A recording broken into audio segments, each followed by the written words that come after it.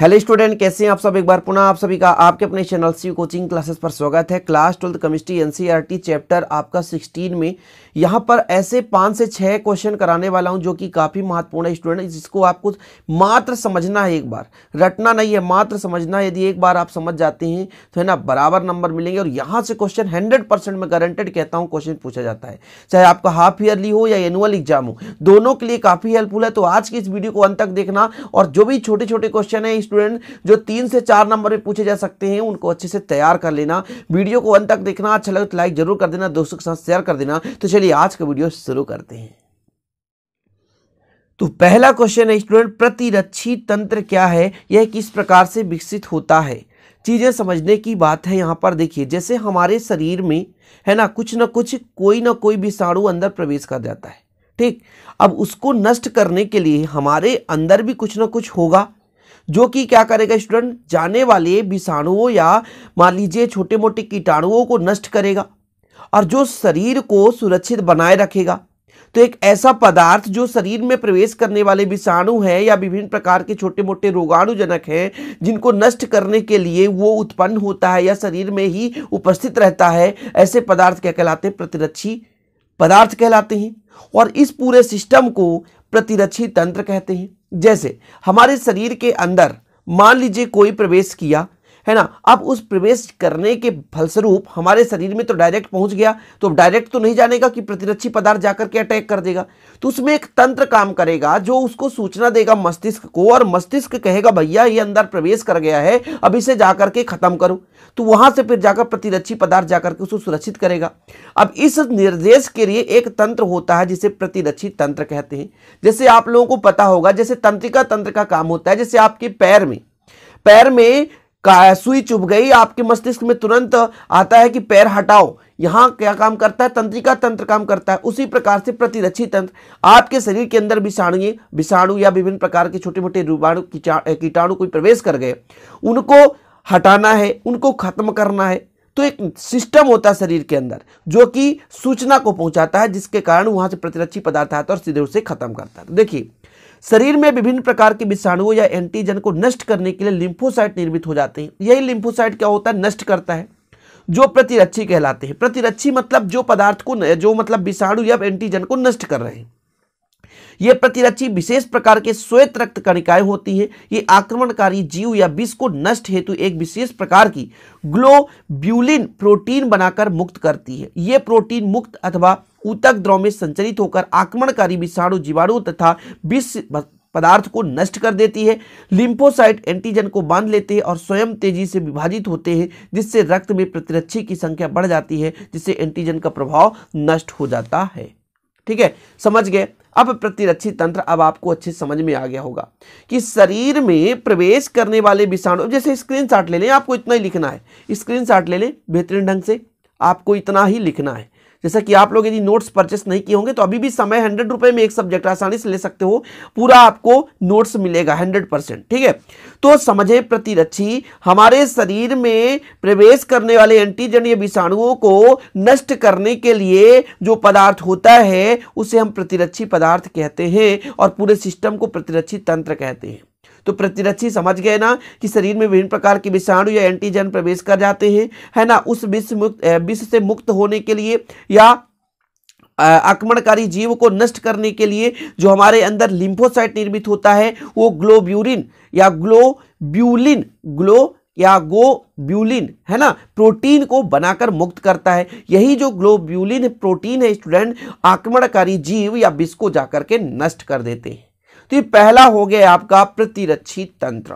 ठीक है ना, काफी हेल्प मिला होगा इससे, है ना, आसानी समझ गया होगा। कुल मिलाकर आप सिंपल, आपके घर में कोई प्रवेश कर जाए, उसको मारने के लिए आप लठ लेकर खड़े हो जाओ, है ना, डंडे लेकर खड़े हो जाओ, वही काम करता है। हमारे शरीर के अंदर कोई विषाणु अंदर प्रवेश कर रहा है, एंटीजन प्रवेश कर रहा है, वहां से लिम्फोसाइट आ गया, अरे भैया कहां प्रवेश कर रहे हो, रुक, उसे क्या कर देगा, नष्ट कर देगा। यही है प्रतिरक्षी, शरीर को रक्षा करना। आप अपने घर में रक्षा के लिए गेट में लगा देते हैं, इसी प्रकार शरीर अपने शरीर को रक्षा करने के लिए हमारा जो बॉडी है, पूरा नर्वस सिस्टम, पूरा जो बॉडी का सिस्टम है, ये लिम्फोसाइट होता है, लिम्फोसाइट निर्मित करता है। ये लिम्फोसाइट क्या करता है, आने वाले जीवाणु के रोग उधर ही तेरे को नष्ट कर देंगे। इसलिए तो स्टूडेंट छोटे मोटे रोग आपको उत्पन्न होते हैं और ऑटोमेटिक समाप्त हो जाते हैं, क्योंकि लिम्फोसाइट वहां पे काम कर रहा होता है। श्वेत रुधिर कणिकाएं जो है वहां पे काम कर रहे होते हैं, एक सैनिक के भांति काम कर रहे होते हैं, शरीर में प्रवेश करने वाले कीटाणु जीवाणु को नष्ट करते रहते हैं। इस कारण से हम स्वस्थ रहते हैं। नहीं तो पानी में लाखों कीटाणु हमेशा टाइम रहता है। आप सोचोगे कि शुद्ध पानी है, तो कभी कुएं का पानी शुद्ध नहीं होता, नल का पानी शुद्ध नहीं होता जब तक कि आप उसका प्यूरिफिकेशन ना करें। किसी होटल पे जाकर के खाते हुए का पानी शुद्ध नहीं होता, कभी नहीं होता, शुद्ध होता ही नहीं है। वहां कीटाणु इतने छोटे छोटे जीवाणु उसमें रहते हैं, लेकिन हमारा जो श्वेत रुधिर कणिकाएं हैं, लिम्फोसाइट जो है हमारे शरीर में 24 घंटे काम कर रहा है, जिससे आप स्वस्थ हो।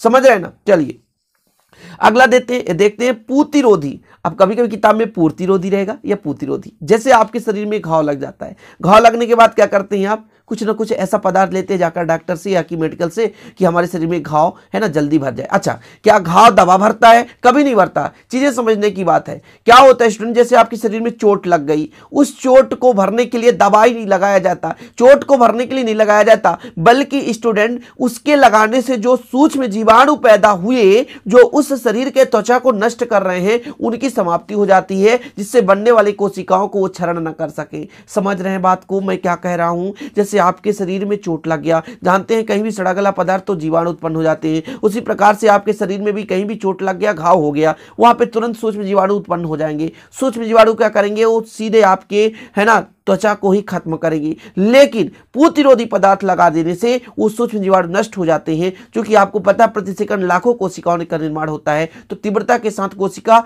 निर्मित होता है और उस कोशिका का नष्ट नहीं हो पाता, जिसके कारण से घाव जल्दी सूख जाता है और जल्दी भर जाता है। समझ गए। तो देखिए ये औषधियां जो सूक्ष्म जीवों की वृद्धि तथा गुणन को रोकती है, मैंने बताया ना वृद्धि और गुणन को रोकेगी, पूतरोधी कहलाते हैं। ये मानव के स्वस्थ ऊतकों को हानि नहीं पहुंचाती। ये घावों, अल्सरों तथा रोगग्रस्त त्वचा पर उपयोग की जाती है। एल्कोहल, बोरिक अम्ल, आयोडीन, क्लोरीन आदि पूतिरोधी है। इनका प्रयोग बैक्टीरिया के क्षय से उत्पन्न दुर्गंध के लिए किया जाता है। एग्जाम्पल के तौर पर डेटॉल ले लीजिए, क्लोरोजाइलेनोल या टर्पिएनोल का मिश्रण है, त्वचा पर इसका उपयोग किया जाता है।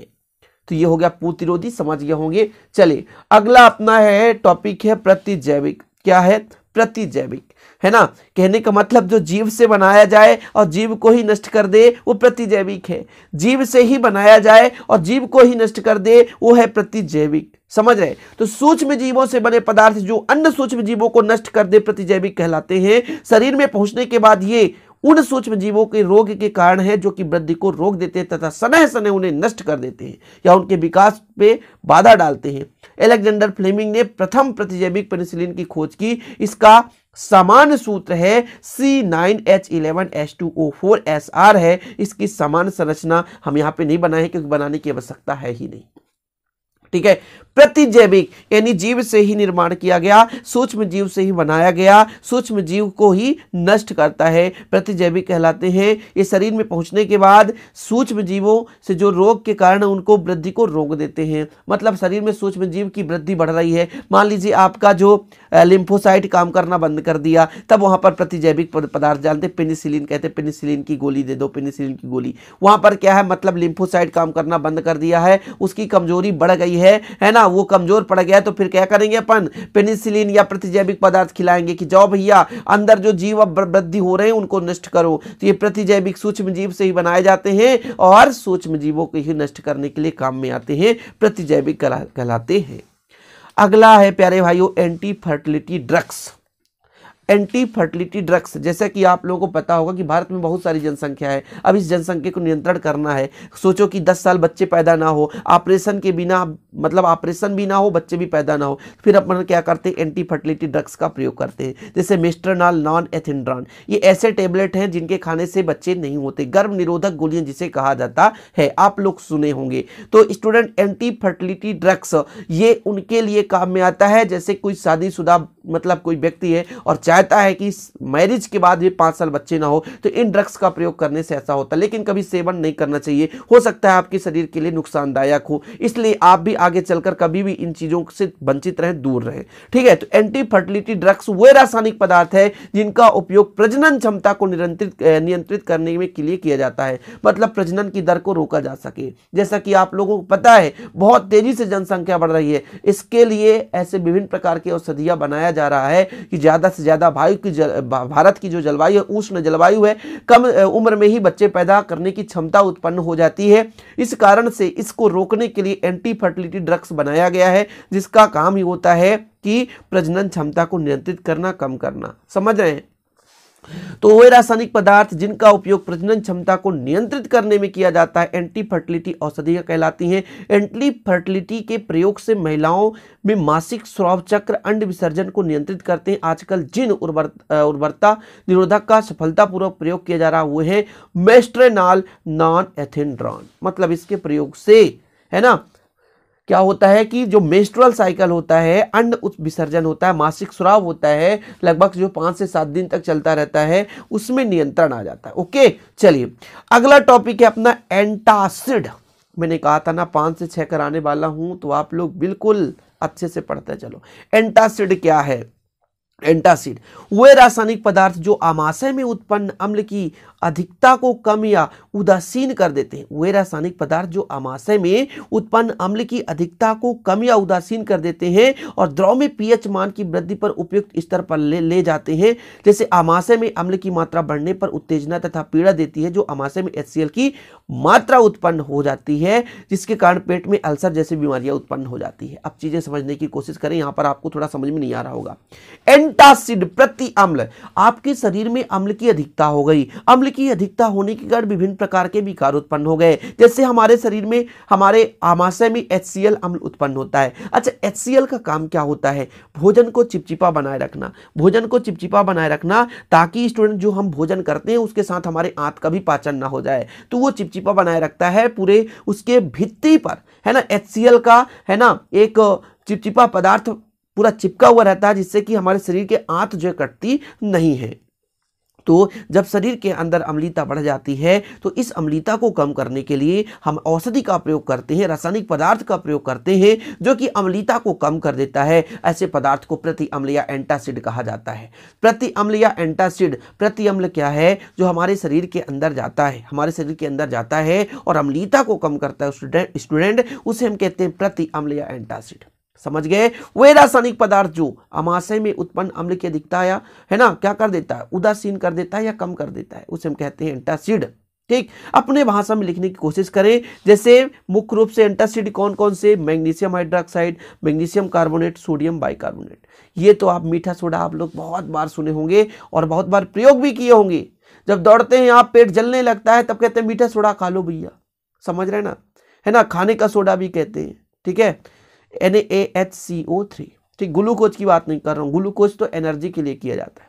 चलिए, प्रशांतता के समूह, कभी कभी आप देखे होंगे मन केंद्रित नहीं रहता, है ना, उसको शांत कराते हैं। अब शांत कराने के लिए भी हमारे पास कुछ औषधि नहीं होती, तो फिर हम कुछ पदार्थ का सेवन करते हैं जिससे हमारे मन में शांति आ जाए, उसे कहते हैं प्रशांतक। क्या कहते हैं? प्रशांतक। तो ये औषधियां केंद्रीय स्नायु तंत्र के मुख्य केंद्रों पर कार्य करती हैं तथा चिंता को कम करने में सहायता करती है। ये नींद लाने वाली गोलियों के अवयव है। इनका उपयोग प्रायः बिना उचित कारणों के किया जाता है। इन औषधियों का अधिक सेवन करने से इनकी आदत पड़ जाती है, इसलिए इनको किसी चिकित्सा की सलाह के बिना नहीं लेना चाहिए। इनमें से कुछ जैसे ल्यूमिनेल है, सेकोनेल है, बारब्यूट्रिक अम्ल है आदि व्युत्पन्न एक्वेनेल विभिन्न प्रकार की औषधि है। मतलब प्रशांतक का मतलब यह कि आपके मन में चिंता है, आपके मन में टेंशन है, तो इनकी गोलियां खा लोगे तो आपको नींद आ जाएगी, चिंता मुक्त हो जाओगे। लेकिन लगातार ये करते रहोगे तो छोटी सी साइकिल भी गिर जाए उसका टेंशन हो जाएगा, तो आप कहोगे भैया प्रशांतक की गोली लाओ, लाओ बारब्यूट्रिक अम्ल, लाओ सेकोनेल, लाओ ल्यूमिनेल, खा लेते हैं और बिंदास आराम से मौज करते हैं। क्या करता है? ये शरीर की तंत्रिका को नष्ट करता है, कोशिका को कहता है सक्रिय, भाई निष्क्रिय हो जा। अच्छा, एल्कोहल सेवन करने से क्या होता है? हमारे जो शरीर में नर्वस सिस्टम काम कर रहा होता है उसके कहता शिथिल रुक जा भैया, और जब रुक जाता है तो हमारा शरीर इधर उधर हिलने लगता है, लोग कहते हैं मजा आ रहा है। ऐसा कुछ नहीं है। इसी प्रकार प्रशांतता के सम्मोहक ज्यादा इसका सेवन करोगे तो मोह हिलेगा, प्रेम बना लेगा और आप इसको डेली खाने लग जाओगे। शब्द का अर्थ समझो, सम्मोहक यानी जिस टेबलेट का आप यूज करोगे वो मोह हिलेगा आपको, 10 दिन लगातार खाओगे लत पड़ जाएगी, उसे एक नशा के रूप में करने लग जाओगे, दोनों टाइम खाओगे, छोटी सी गलतियों पे भी आप उसका सेवन करने लग जाओगे, कहोगे भैया अब हमको तो सम्मोहक या प्रशांतक गोली खाना ही पड़ेगा, चिंता बहुत हो गई है।